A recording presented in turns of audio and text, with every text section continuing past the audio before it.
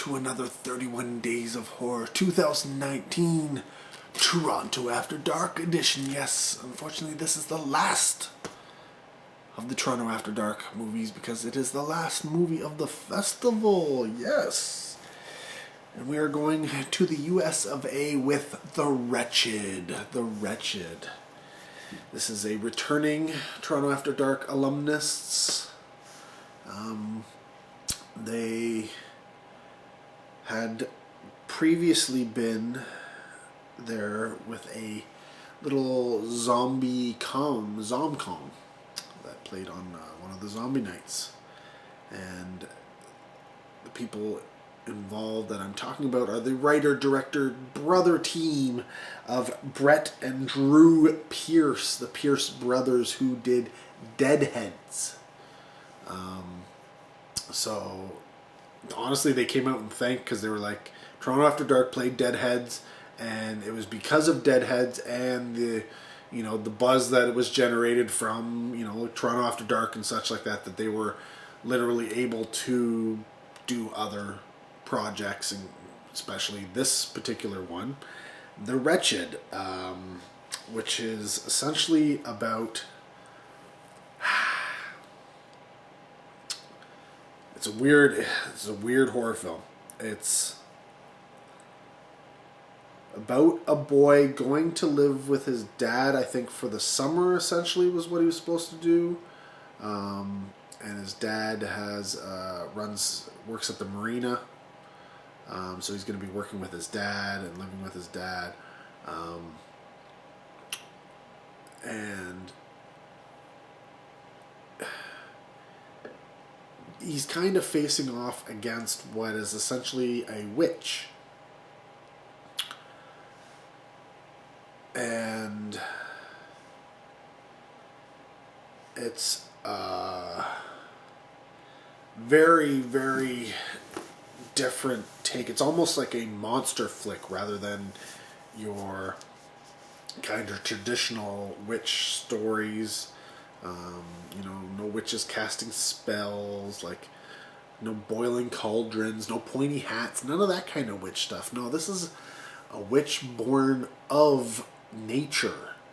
And this is one of the I'm treading lightly because I don't want to give anything away on this one at all. We'll just say that there's some friction at home, and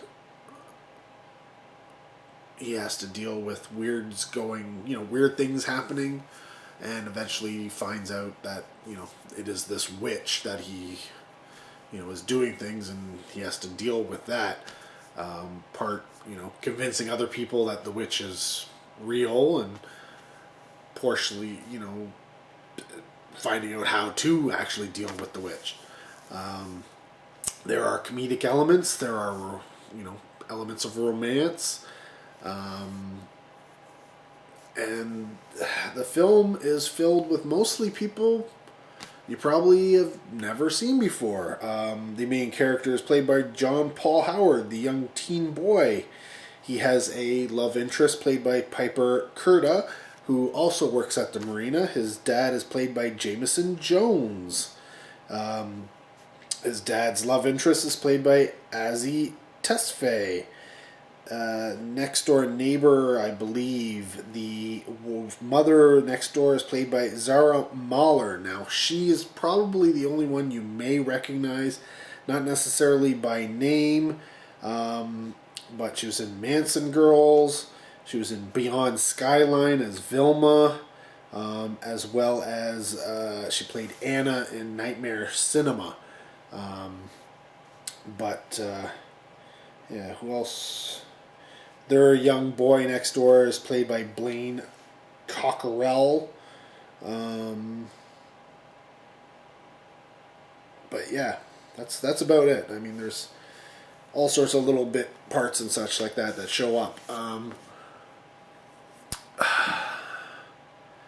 This film, it was the closing gala film, so you kind of expect it to be good. I don't know that it has a trailer yet. They showed a made up trailer, not really a trailer, but kind of like using a scene from the film to sell it. But really, it was just the poster art that got me interested in wanting to see this film, not knowing anything about it other than the poster. That's all I knew about it. And the poster was awesome. I just that imagery, I was like, that's good. If hopefully the film lives up to the expectations of the poster. That says something, right? Good posters sold me. And thankfully it did, because wow. This is a pretty solid film. It's very entertaining. I wouldn't say it's overly scary. It does do a lot of faux scares. But I think where the terror comes is this witch. What this witch does is she takes kids. So this is, like the Hansel and Gretel type story, or any of those things where kids meet up with the witch and, the witch is going to cook them, that kind of stuff. This is similar to that in the sense that how the witch works is the witch will eat the kids or steal the kids to be eaten later type thing, whatever. But she'll make the adults forget that the kids exist. And then get rid of all evidence that the kids are wherever around. And there's some other aspects to it, but that's essentially the gist of it. So that's where this film really can get under your skin, because yes, they kill kids in this movie. They don't shy away from the fact that they kill kids. Kids die.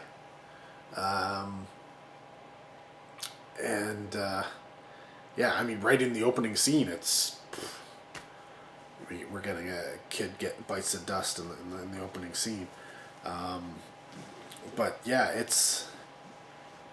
I liked the design of the creature. I thought the acting all around was good. I thought the direction was fantastic. There's I could nitpick on certain things, and there are aspects of the film which I get what they were trying to do, but it probably could have been either done a different way or cut out altogether and still got the point across. But all in all, very enjoyable film. Good horror. Gruesome stuff going on. Crazy. It's... Had they played up the scare, like more suspense, more tension, I think this film would have been even better. But the editing and the sound work were a little counterproductive in that regard. And they did say that they had part of the problem with it was because of the way things were set up and the way they were revealing things and such like that. Like, you see the creature right off the bat. Like, right in the opening, the creature is revealed. And so you don't really have that sense that often, is in horror films, to build that suspense, you don't see the creature. And so there's that something lurking in the darkness is out there. Often fear is built that way. They don't go that way. The creature is determined right from the beginning, and you see it throughout the film. But because of that, one of the things they said was it was hard to get, because the I guess the creature design and stuff like that, it was often hard to get shots for any length of time because they maybe only had like 3 seconds of the shot, and then a makeup person or somebody who was a handler or somebody would end up in the shot. So obviously the edit had to have come before that point. So I do get that some of their hands were tied in some respects, but it's that moment, those moments up until the reveal, up until that, the scare happens. That's where I think they could have developed the film a little bit more. There's some great scenes though, some great scenes, and I will say I loved how they went about dealing with all the characters. Like they said, they had ideas about who will live and who will die, and some of the ideas they thought, it might be one character who would live and be, the heroine or whatever at the end, or the hero at the end type thing. But then you one of the big things they wanted to do was make sure that anybody who was going to die, you had some kind of connection or emotional attachment to. So they tried to play up a good portion of the main characters, that you had some kind of sympathy or some kind of attachment to them, so that if they were to die, there would be more impact. So like a lot of their thoughts of how, when they were putting the film together, some of the stuff they had thought about doing, they changed their minds pretty quickly, because they realized that nobody would like those characters. So so ixnay that, change it, write it somewhere else. I think one of the reasons why the film did so well is the brothers are kind of meticulous in the way that they storyboarded everything from script up to thing. They knew what they were doing. It helps with budget and all that kind of stuff, but B, it helps when you are calling in a lot of people. Like essentially their entire families were involved in making this film. They all had parts in the film, including their baby was one of the baby in the movie. Apparently, their mom was did the craft services as well as was in the movie. Dad was like doing helping them out because their father actually worked on just a little bit of trivia. Their father worked on Evil Dead. So they've grown up, with all these stories about, making Evil Dead. In fact, they got Sam Raimi to watch the film just to get, his thoughts on it before, they went out and showed it.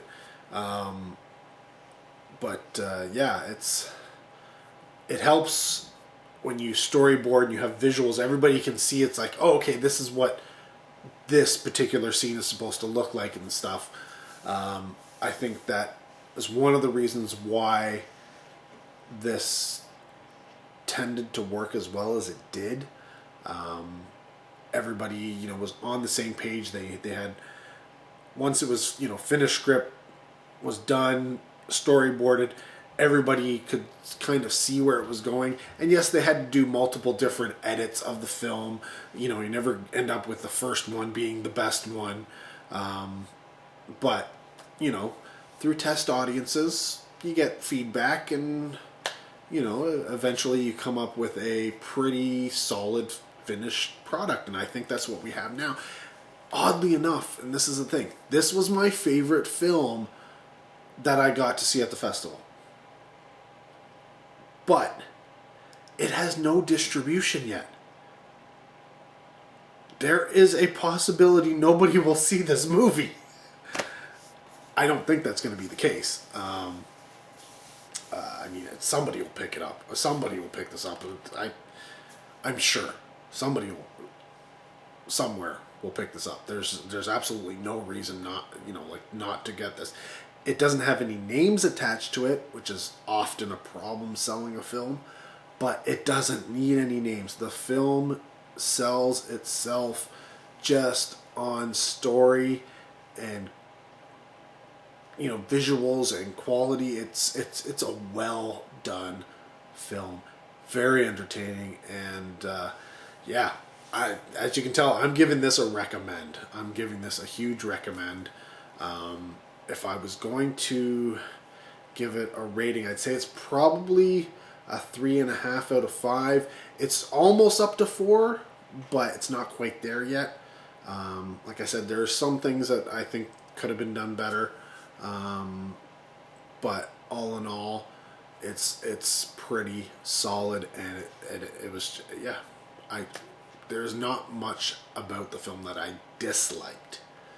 So it's so many good things, but yeah, that is The Wretched, from the Pierce brothers. I don't know when this video will go out, but hopefully somebody out there sees it and says, hey, we need to get that movie, we need to get it out there, and gets in contact with them. But they'll probably have sold this film way before you see this video, so maybe you are watching it on Blu-ray tonight. Fingers crossed. Anyways, if you do manage to see The Wretched, comment down below, let me know what you thought. Keep it spoiler free as always. I do love to hear from you. More 31 Days of Horror to come, so keep watching. Thanks for watching. Till next video, take care. Have a good one.